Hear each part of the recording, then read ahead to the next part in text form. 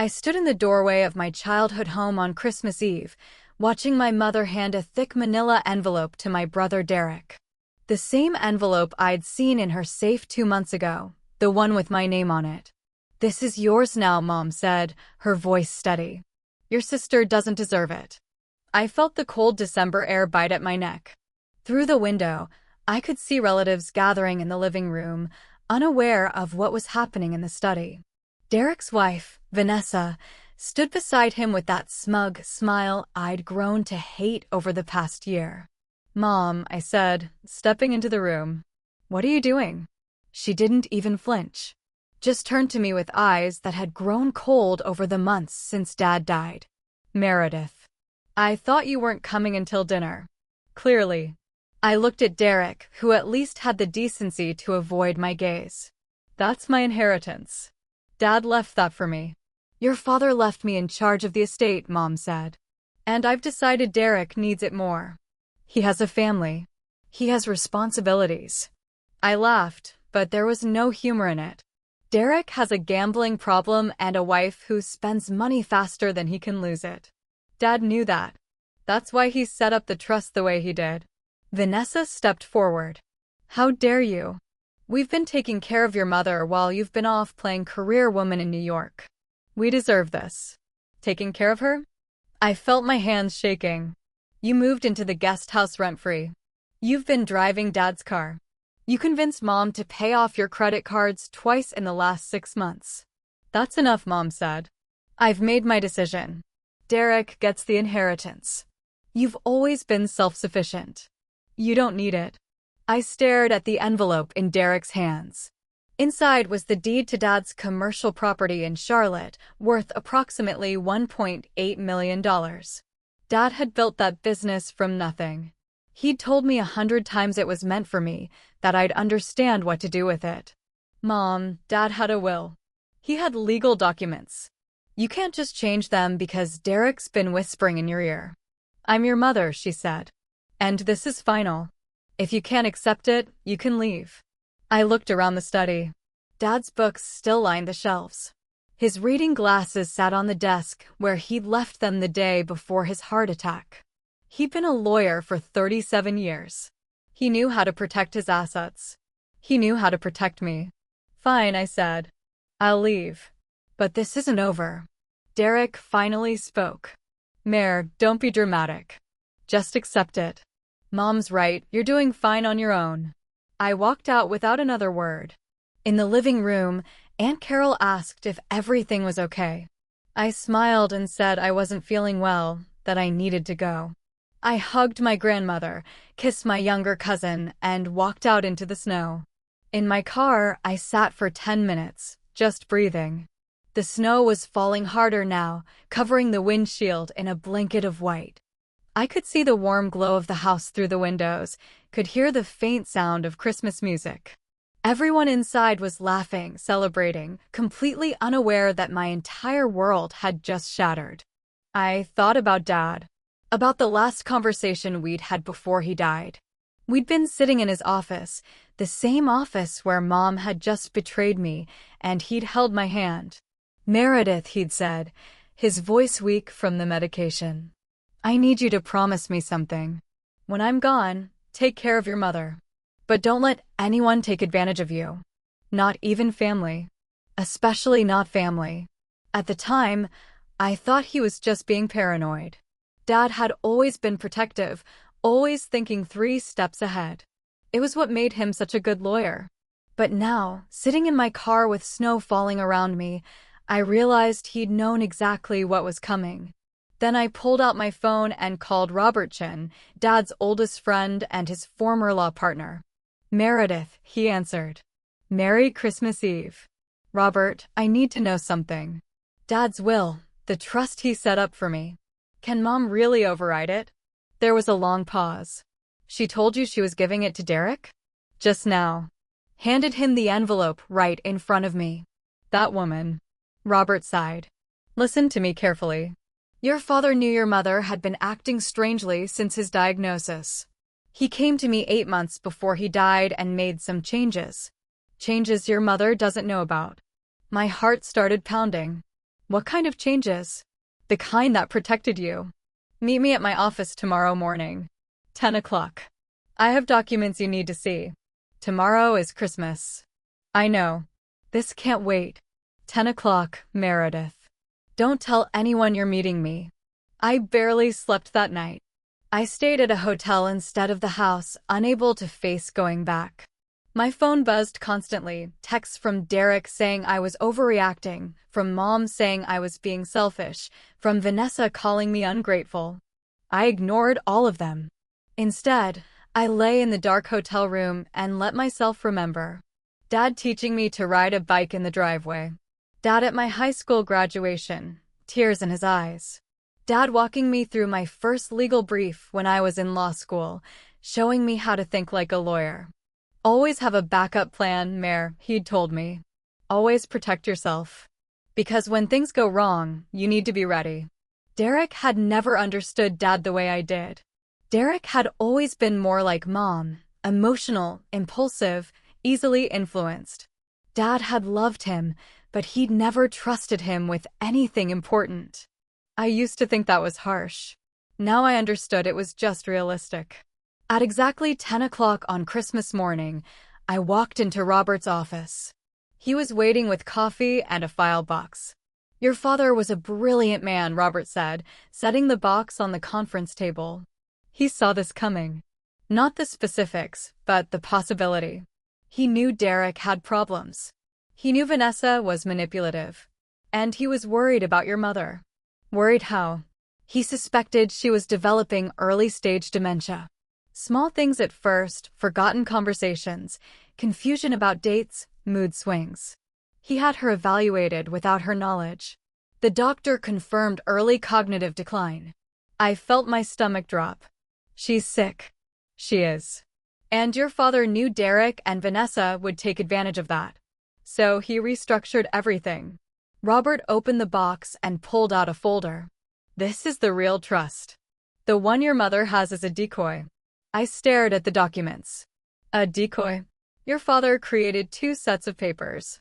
One set, the one your mother has access to, transfers the Charlotte property to what appears to be your name, with your mother as executor until you turn 35. You just turned 35 last month, correct? Yes.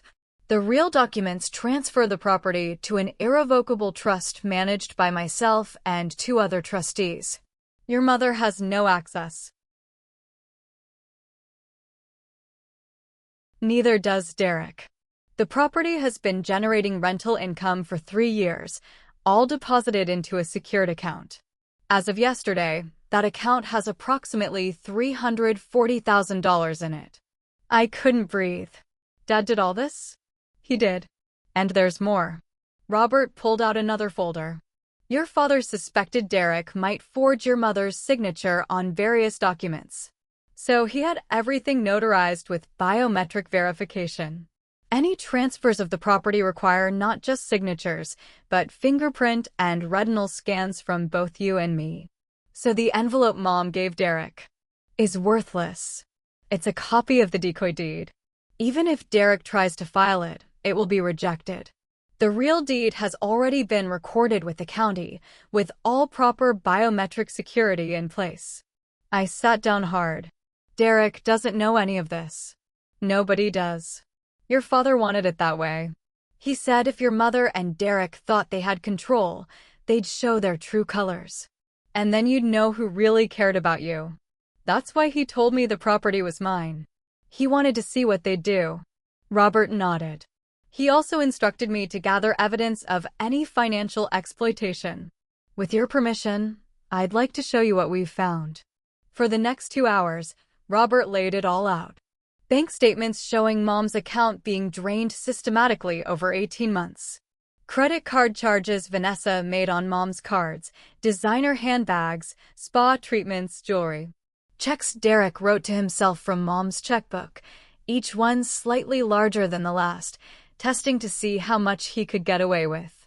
There was a second mortgage on the family house that Derek had convinced Mom to take out, money that went straight into his failing investment schemes. He lost it all on cryptocurrency and penny stocks, the same reckless gambling that had destroyed his first business. "This is elder abuse," I said, my voice shaking. "Yes, it is.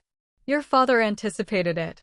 These documents give you power of attorney over your mother's affairs, activated automatically upon medical certification of her cognitive decline. I have 3 neurologists ready to testify to her condition." Robert pulled out more files. "There's also evidence of Derek and Vanessa isolating your mother from other family members. Phone records show they've been intercepting calls from your Aunt Carol. Emails that your grandmother sent to your mother were deleted before she could read them. They've been controlling her information, making her dependent on them." "They wanted to cut me out completely," I said. "They did. And they almost succeeded. But your father knew you'd fight back. He gave you everything you need. So what do? You take control. You protect your mother. You cut off Derek and Vanessa. And you decide what happens next." I left Robert's office with the file box and a plan. I spent the next 2 days gathering everything I needed. Medical records. Bank statements. Recorded phone calls. Dad had installed recording systems in the house months before he died, with proper legal consent forms. He'd documented everything, knowing it would be needed. I watched hours of footage. Derek sweet-talking Mom into signing documents she didn't understand. Vanessa complaining about me, telling Mom I thought I was too good for the family, that I'd abandoned them. Mom looking confused, looking lost, looking like a stranger in her own home. There was one video that broke my heart. Mom was sitting at the kitchen table, and she picked up the phone to call me. Before she could dial, Vanessa walked in. "Who are you calling?" Vanessa asked. "Meredith. I want to talk to Meredith. She's busy. She told me she doesn't want to be bothered." "She said that yesterday. She said she has more important things to do than talk to you." Mom put the phone down, and I watched her face crumple. I'd never said that. I'd been calling Mom every day, but my calls weren't getting through. Derek had changed her number and hadn't given me the new one. That was when I knew this wasn't just about money. This was about cruelty. This was about Derek and Vanessa deliberately hurting an elderly, sick woman because they could. On December 27th, I called a family meeting. I told Mom it was about Dad's estate and that everyone needed to be there. Derek and Vanessa showed up looking smug. Aunt Carol came out of concern. Grandmother came because I begged her to. We gathered in the living room. I had Robert with me, plus another lawyer, Patricia Bowman, who specialized in elder law. I'd also invited Detective Sarah Morrison from the Financial Crimes Unit. "Thank you all for coming," I said. "I know the holidays have been tense. I want to clear some things up." Mom sat in Dad's old chair. She looked tired. Smaller than I remembered. Her hair was grayer, her hands more frail. How had I not noticed how much she declined? Derek leaned forward. "If this is about the inheritance, Mare, just let it go. Mom made her choice." "Actually," I said, "Dad made his choice. A long time ago." I nodded to Robert. He opened his briefcase and pulled out the documents. "I'm Robert Chen, executor of James Hartley's estate. I'm here to clarify the actual contents of his will and trust." Vanessa laughed. "We already know what's in it. Derek inherits the Charlotte property. It's done." "No," Robert said calmly. "Derek has a photocopy of a decoy document. The real property deed was transferred to an irrevocable trust 3 years ago. Derek has no claim to it whatsoever." The room went silent. Derek's face went red. "That's impossible." Mom showed me the will. "My name is on it now." "Your name is on a dummy document," Patricia said. Mr. Hartley suspected there might be attempts to manipulate his wife during her cognitive decline. He took precautions. "Cognitive decline?" Mom's voice was small. "What are they talking about?" I went to her and knelt beside her chair. "Mom, Dad knew you were getting sick. He knew you were forgetting things. He wanted to protect you." "I'm not sick," she said, but her eyes were uncertain. "Mrs. Hartley," Patricia said gently, "you've been diagnosed with early-stage dementia. Your husband had you evaluated by 3 separate specialists. You've been experiencing progressive memory loss, confusion, and mood changes. Mom's hands started shaking. No, I would know. You wouldn't, Patricia said. That's the nature of the disease. And your son has been taking advantage of it. Derek stood up. This is ridiculous. You can't prove anything. Actually, I said, we can. I pulled out my own folder. Dad installed recording systems throughout this house. Audio and video. All legally documented and disclosed in the house's deed.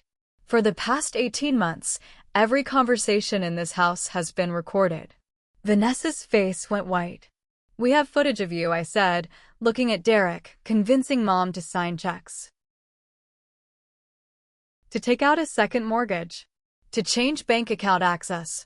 We have audio of Vanessa telling Mom that I abandoned her, that I didn't care, that I was trying to steal her money. We have video of you intercepting phone calls from Aunt Carol and deleting emails from grandmother. That's illegal. Vanessa shrieked. It's not, Robert said. Mr. Hartley followed every legal requirement for in-home recording. North Carolina is a one-party consent state, and he disclosed the recording systems in multiple legal documents. I pulled out a tablet and pulled up a video file. This is from October 15th. 3 months ago. On the screen, Derek and Vanessa sat with Mom at the kitchen table. Derek was holding papers. Just sign here, Mom, video Derek said. It's just updating the utilities account. I don't understand, video Mom said. Why does it need my signature? Because you own the house, Vanessa said. It's just a formality. Meredith said it was fine. Meredith knows about this? She's the one who suggested it, Derek lied smoothly. She's too busy in New York to handle it herself. Video Mom signed the paper. In the real living room, present-day Mom gasped. I don't remember this. That's because you're sick, I said gently. And they've been lying to you. I pulled up another file. This is your bank account statement, Mom. In January, you had $180,000. You now have $23,000. Derek has written himself checks totaling over $95,000. Vanessa has charged $41,000 to your credit cards. And this house now has a $120,000 mortgage that didn't exist before Dad died. Derek was standing now, backing toward the door. You can't prove I did anything wrong. Mom gave me that money. She wanted to help us. She wasn't competent to give it to you, Patricia said. And you knew it. That's financial exploitation of a vulnerable adult. It's a felony in North Carolina. Detective Morrison stepped forward. She'd been quiet until now, just observing. Mr. Hartley, I'm Detective Sarah Morrison with the Financial Crimes Unit. Based on the evidence presented here today, I'm opening a formal investigation into elder abuse and financial exploitation. I'd advise you to get a lawyer. I'm calling my lawyer right now, Derek said, pulling out his phone. Please do, Robert said.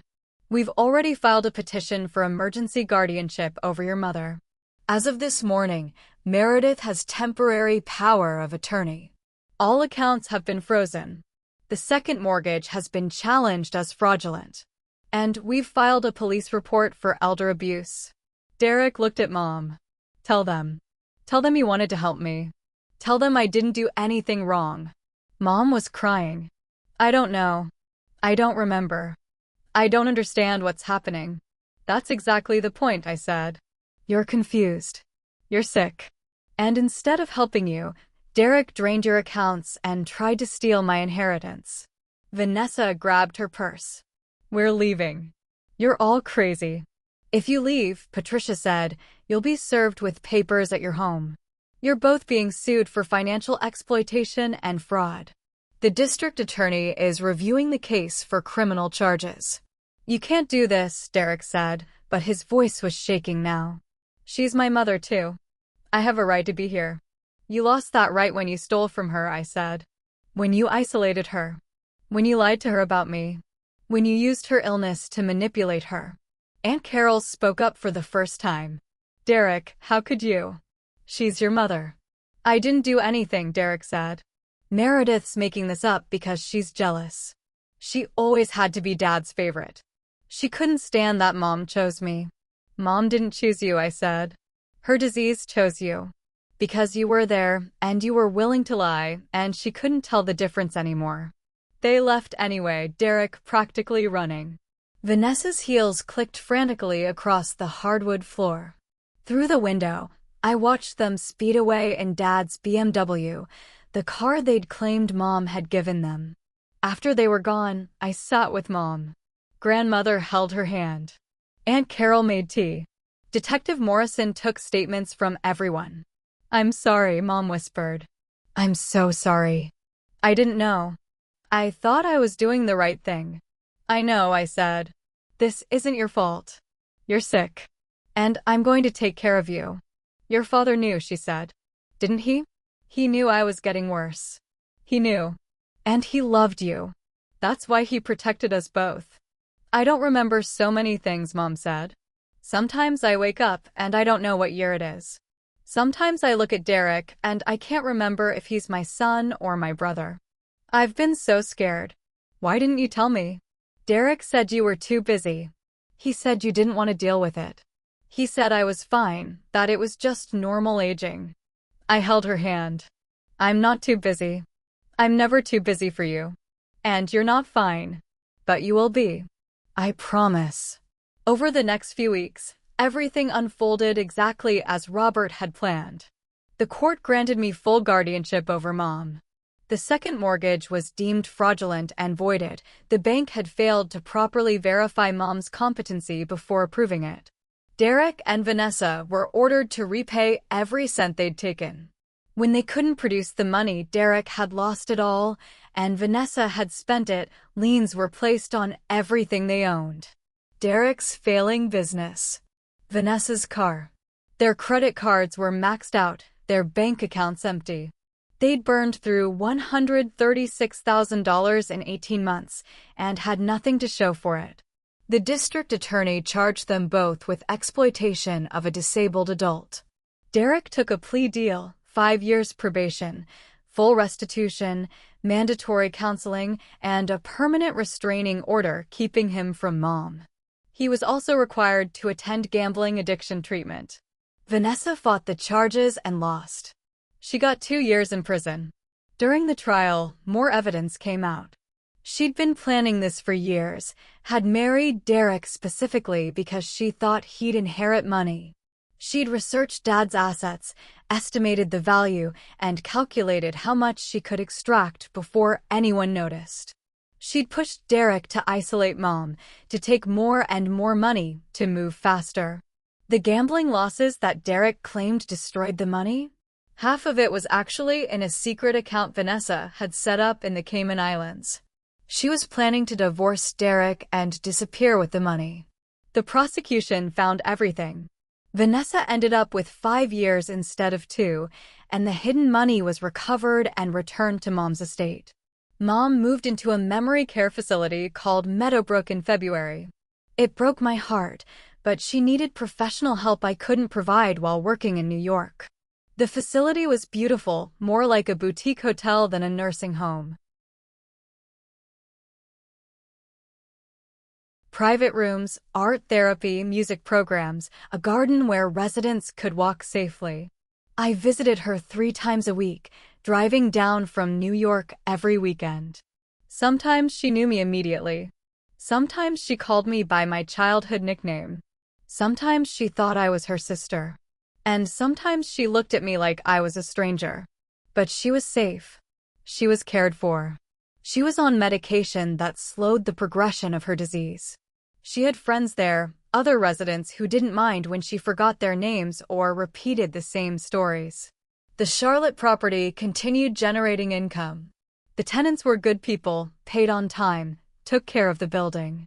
I eventually sold it for $2.1 million and put everything into a trust for Mom's care.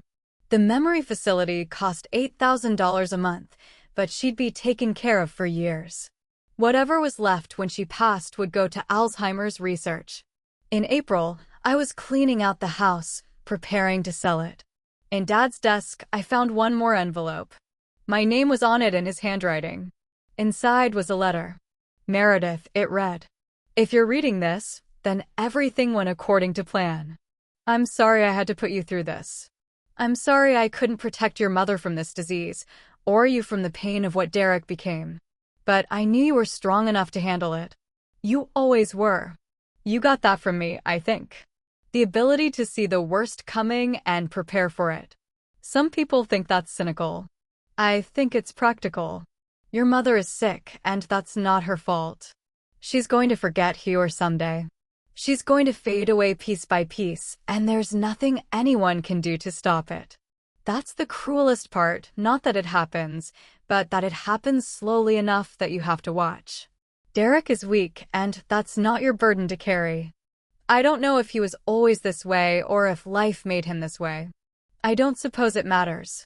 What matters is that you don't let him pull you down. You don't let his choices destroy your life.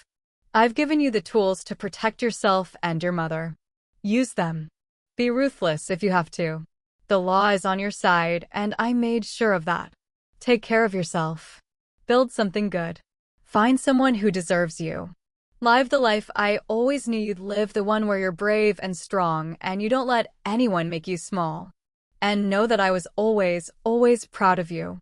From the day you were born to the day I wrote this letter, you were the best thing I ever did. Love, Dad. P.S. The recording systems in the house run on cloud backup. Username and password are in the lockbox at Robert's office. Make sure you get every last piece of evidence. Don't let them get away with anything.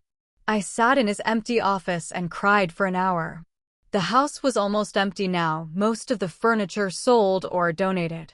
But Dad's presence was still there, in every corner, in every memory. On Christmas Eve, nearly a year after the confrontation, I visited Mom at Meadowbrook. I brought cookies we used to make together, the recipe Dad had always loved, the one Grandmother taught us when I was 6. Mom didn't remember the recipe, but she smiled when she tasted them.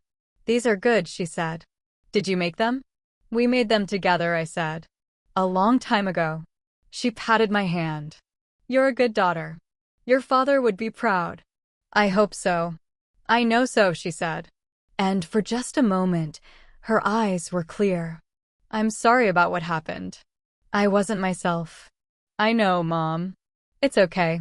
"No," she said. "It's not. But you handled it. You were strong. Just like him."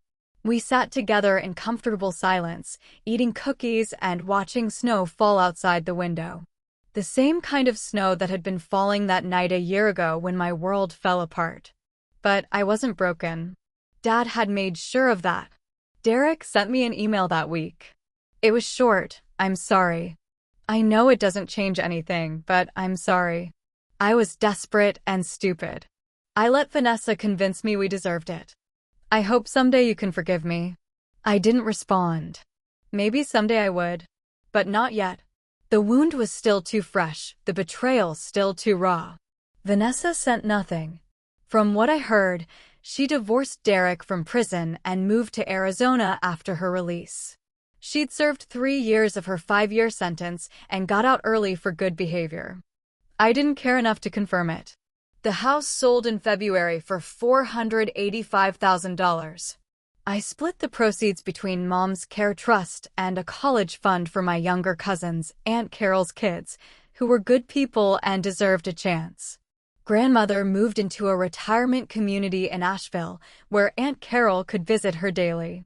She was 92 now, still sharp as a tack, and she told me she was proud of how I'd handled everything. "Your grandfather would have liked you," she'd said. "He always said the measure of a person isn't what they do when things are easy. It's what they do when everything falls apart." I kept one thing from the house: Dad's reading glasses. I have them on my desk in my New York apartment, next to a photo of him and me at my law school graduation. He's wearing those glasses in the picture, looking at me like I'd hung the moon. I went back to school myself that spring. Estate law. Elder law. Helping families protect themselves from exactly what happened to us. I'd already been a corporate lawyer, but that felt hollow now. I wanted to do something that mattered. Dad would have loved that. He'd spent his career protecting people, and now I would too. I took on my first case in June, a woman whose son was draining her accounts. The situation was eerily similar to what had happened with Mom. But this time, I knew exactly what to do. I got her protected, got her son prosecuted, got her into a safe living situation.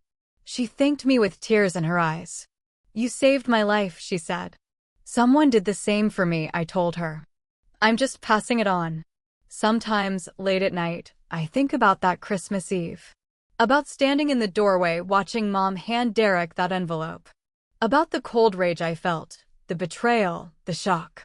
But mostly I think about Dad, sitting in Robert's office months before he died, planning every detail. Protecting me. Protecting Mom. Making sure that when the worst happened, we'd be okay. He taught me that family isn't about blood. It's about who shows up. Who protects you. Who loves you enough to plan for the worst and hope for the best. Derek was my brother by blood, but he stopped being my family the moment he chose money over Mom's well-being. The moment he lied to her, isolated her, used her confusion against her. Dad was my family. Robert was my family. Grandmother, Aunt Carol, my cousins, they were my family. And Mom, even in her confused and fading state, was still my family. I would protect her the way Dad protected me.